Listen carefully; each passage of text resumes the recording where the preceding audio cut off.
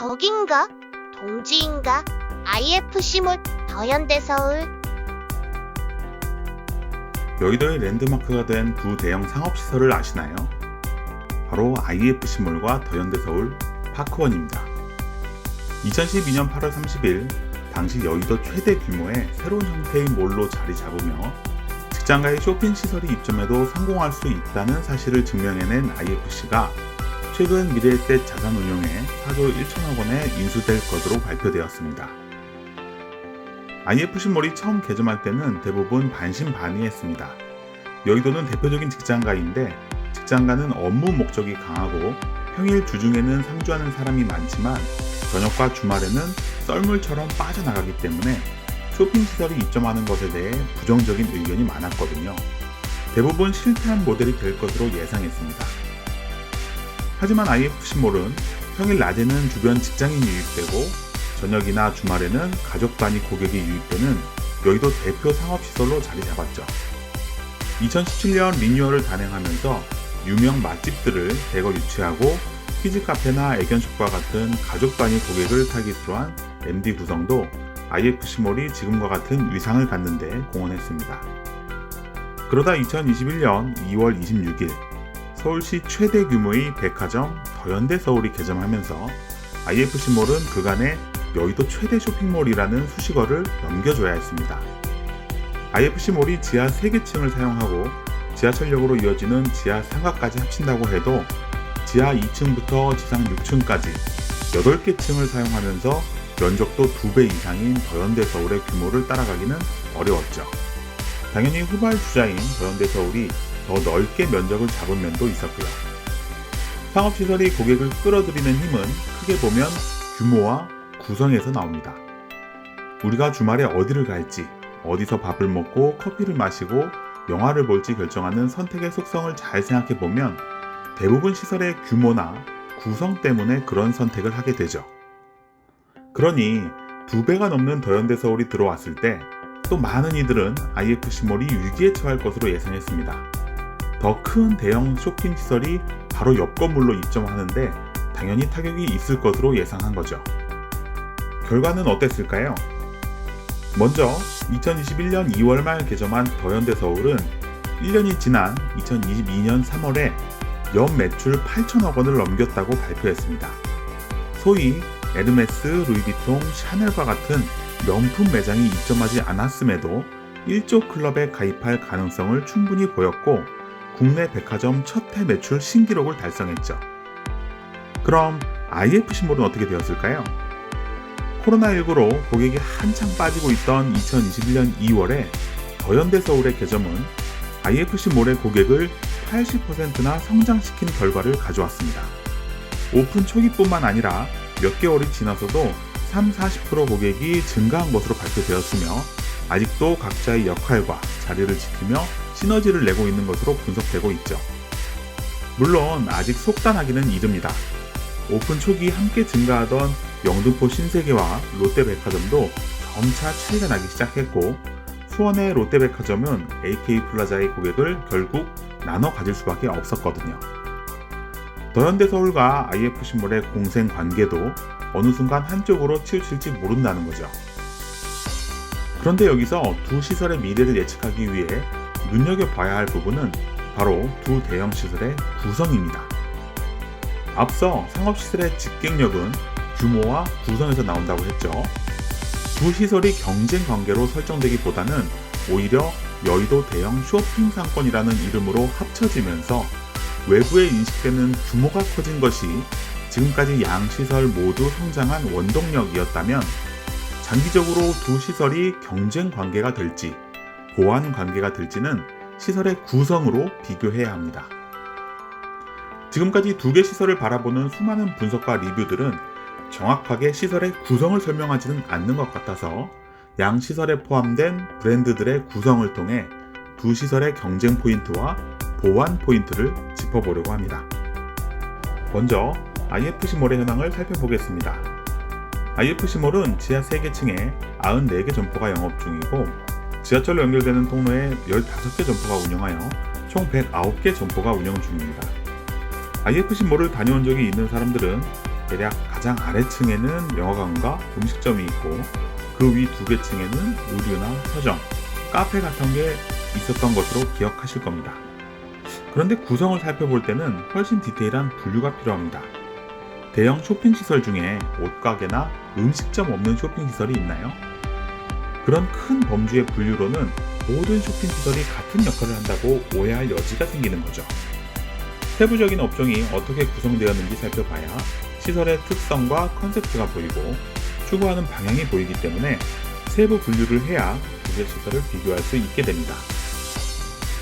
IFC몰 L1은 31개 점포가 운영 중이고 소매업이 17개, 음식업이 12개, 생활서비스업이 2개로 구성되어 있습니다.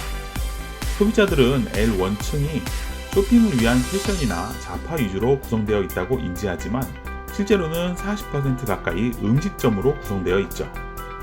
구체적인 업종별로는 의류 9개, 커피 음료 6개, 화장품 4개, 패스트푸드 3개, 미용 서비스 2개, 그리고 가전제품, 건강식품, 분식, 양식, 인테리어, 제과류, 종합 소매점이 각각 1개씩 분포하고 있습니다. L2는 38개 점포로 구성되는데 소매업이 28개로 73.7%, 음식업이 7개로 18.4%, 기타 생활서비스와 여가오라, 의료시설이 각 1개씩 있으며 구체적으로는 의류 13개, 패션 잡화 7개, 커피 음료 4개, 화장품 3개, 패스트푸드 2개, 기타, 미용, 가전, 건강, 제과, 종합소매, 서점, 유아교육, 식료품, 약국이 1개씩 있죠. L3는 25개 시설로 구성되는데 21개가 음식점이고 문화서비스 2개 시설과 소매업이 2개 분포합니다. 구체적으로는 한식과 양식이 각각 5개씩, 중식 3개, 일식 2개, 패스트푸드, 분식, 고기, 닭, 오리오리, 퓨전 요리가 각각 1개씩 분포하고 영화관과 전시장이 위치합니다.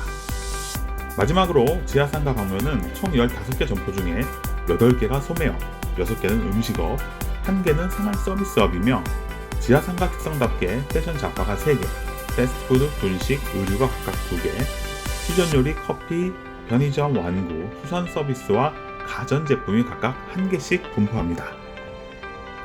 전체 IFC몰을 합산해보면 소매업이 55개로 50.5%, 음식업이 46개로 42.2%, 생활서비스업이 4개 3.7%, 문화서비스가 2개 1.8%, 오락과 의료서비스가 각각 1개 0.9%씩 차지하고 있습니다.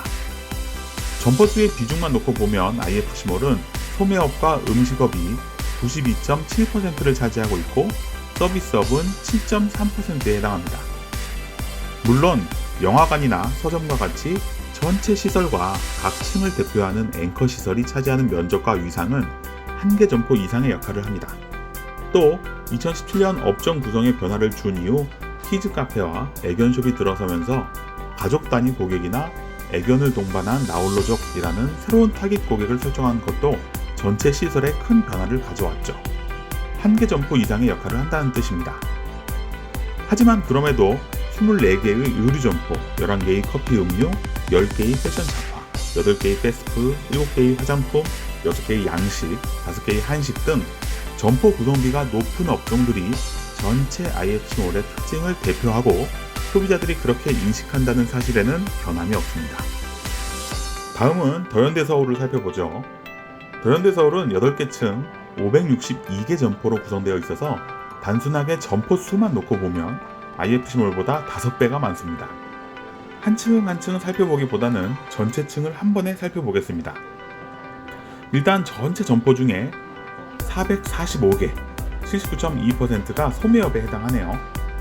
음식점은 99개, 17.6%에 해당합니다. 이어서 생활서비스 10개, 1.8%, 문화서비스 6개, 1.1%, 여가 오락 서비스가 2개, 0.4% 분포합니다. 확실히 소매업과 음식업이 5대4 정도로 분포하던 몰의 분위기와 다른 게 느껴지시죠? 백화점은 8대2 정도로 소매업 집중도가 훨씬 높고 그만큼 음식업과 서비스업의 비중이 낮습니다. 서비스업의 비중도 3.2%로 7.3%를 보이던 몰보다는 낮은 편이라는 걸 발견할 수 있죠. 층별로는 푸드코트가 있는 지하 1층과 음식점이 밀집한 6층의 음식업 비율이 70% 이상이며 다른 층은 대부분 90% 이상 소매업으로 구성되어 있습니다. 세부 업종별로는 의류가 154개, 27.4%, 패션 잡화 93개, 16.5%, 인테리어 가정용품 61개, 10.9%, 화장품 37개, 6.6%, 스포츠 레저용품 36개, 6.4%, 그리고 굉장히 힘을 주었다고 소문이 났죠? 제과 디저트류가 22개, 3.9%, 음식료품과 커피 음료가 각각 19개, 3.4%, 가전제품 18개, 3.2%, 건강식품과 한식, 양식 업종이 각각 11개, 2% 등으로 나타납니다. 두 개 시설을 비교해보면 좀 더 확실한 차이가 드러나는데, 먼저 큰 범주의 업종으로 비교해보면 더현대 서울은 소매업 쪽의 비중이 집중되어 있고 IFC몰은 소매와 음식업이 반반 나뉘는 구성을 가지고 있습니다. 서비스업 부분에서는 IFC몰의 비중이 더 높죠.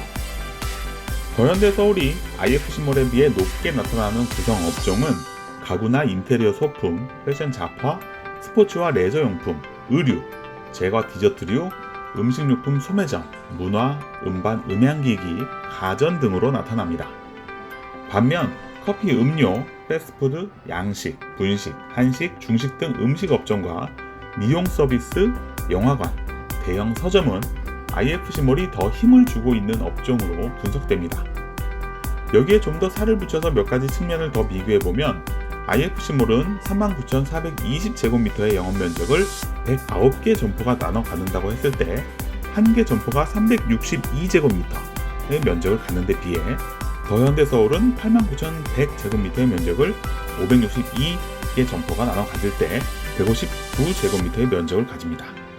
점포 수는 더현대서울이 5배 이상 많지만 한 개 점포당 면적은 IFC몰이 2배 이상 넓다는 의미죠.